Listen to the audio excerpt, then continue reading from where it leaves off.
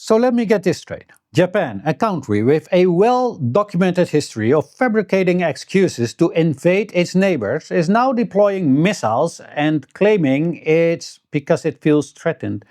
The same nation that literally blew up its own railway to justify invading Manchuria, now pointing a finger at China, crying aggression. Talk about the pot calling the kettle black. This isn't just hypocrisy, it's a masterclass in historical amnesia. They've moved from staging false flag attacks to just making up the threat entirely. It seems the only thing more dangerous than a military power is a military power that's a hypocrite. And this is your favorite half Chinese. A short little message on request. I have opened a Buy Me a Coffee link where people who want to support my work and can support my work can donate. But only donate when you have more than enough money. A like and a share on my videos is just as much appreciated. And I will leave the link in the description. Thank you. Let's continue. Tensions are soaring in the East Asia. In late November 2025, Japan confirmed that it is steadily moving forward with a plan to deploy intermediate-range missiles on Yonaguni Island, a tiny Japanese territory located a mere 110 kilometers from Taiwan. Japanese Minister Shinjiro Koizumi claims this move is purely defensive, stating it will lower the chance of an armed attack on Japan. But hold on, who is threatening whose sovereignty? There's literally no threat from China. In fact, it is Japan that is threatening China over the Chinese province, Taiwan. Now mind you all, Japan recognizes that Taiwan is an inalienable part of China. So anything regarding to Taiwan is China's internal affairs, according to Japan itself. So at the same time, if you say you will start wars or attack for whatever reason over Taiwan, then you are literally threatening China's sovereignty. Especially regarding the history of Japan occupying and colonizing Taiwan in the past. From Beijing's perspective, this is a deliberate attempt to create regional tension and provoke military confrontation. So who is right? Is this a legitimate act of self-defense or is it something more cynical? To understand what's happening today, we need to look at what's happened yesterday. This isn't the first time Japan has justified military expansion by claiming its survival was threatened. The past reveals a troubling pattern of hypocrisy and aggression. The immediate problem is a dramatic escalation in military positioning and rhetoric. The catalyst was a remark from Japanese Prime Minister Sanae Takaichi, who stated that a hypothetical Chinese attack on Taiwan would constitute a survival-threatening situation. For Japan, a legal term that could justify a military response under Japanese collective self-defense laws. In response to this perceived threat, Japan is now fortifying its southern islands. The deployment of missiles so close to Taiwan is a major strategic shift, turning southern Japan into what analysts are calling Asia's hottest new flashpoint.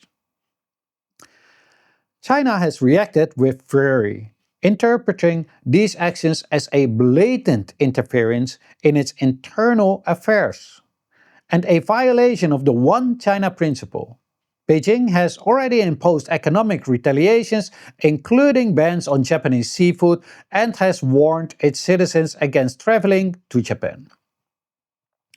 The region is now, in the words of one report, one miscalculation away from confrontation.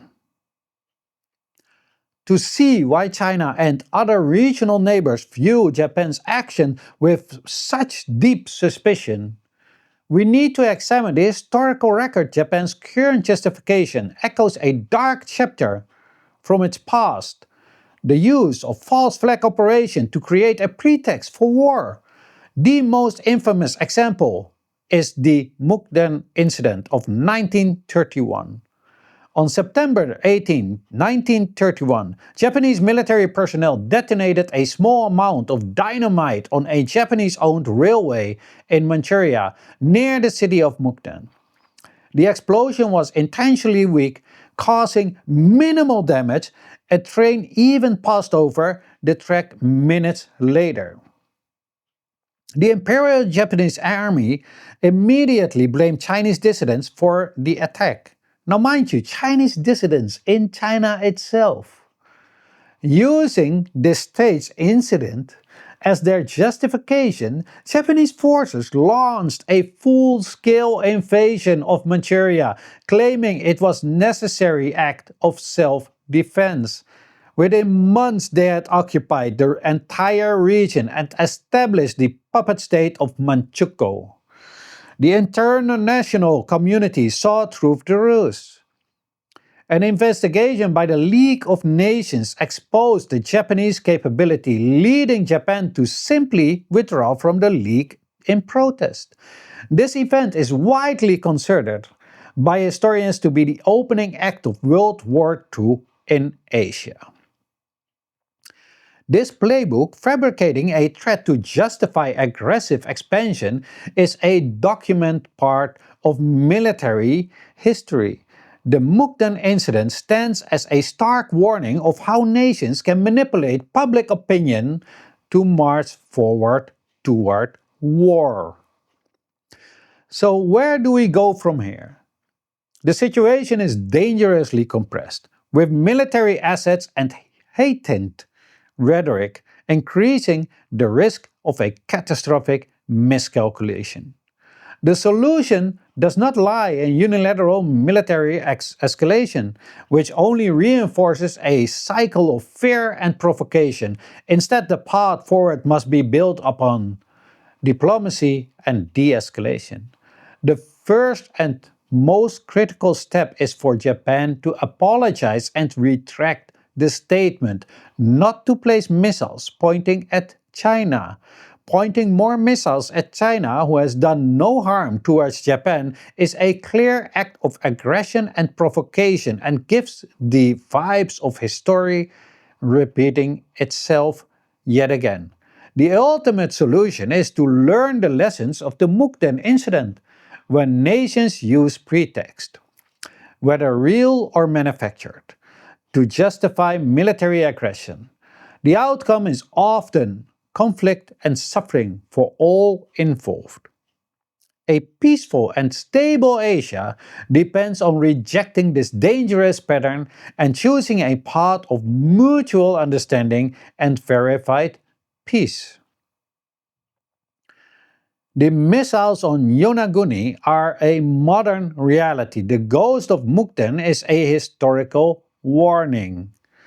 The choice between repeated patterns and a new path of diplomacy will define the future of Asia. Anyway, let me know what you all think of this in the comment section, but please keep it respectful. We're not uncivilized barbarians, unlike some others. Please like, share, and if you have not yet, then follow. And as always, have a great day. Your favorite half Chinese.